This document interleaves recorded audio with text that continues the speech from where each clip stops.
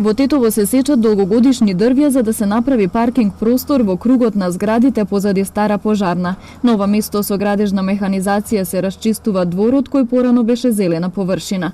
Со реакција излегоа од граѓанската иницијатива Тетово сака парк, која извесен период бара повеќе паркови и зеленило наместо бетонизација на градот. Велат дека упропастување на тие малку зелени површини за да се обезбеди некое паркинг место плюс не е и не може да биде решение за сообраќајниот метеж.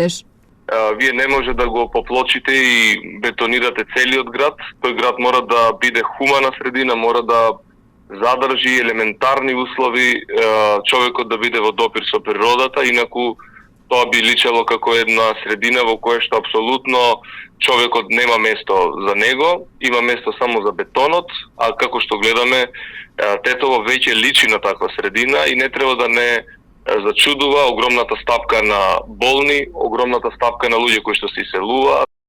Од општина Тетово објаснуваат дека градежните активности се во координација со граѓаните и дека се спроведува побарање подпишано од страна на 100 станари кои живеат на улица Димогавровски кара за уредување на просторот на кој е предвидено да има 100 затворени паркинзи.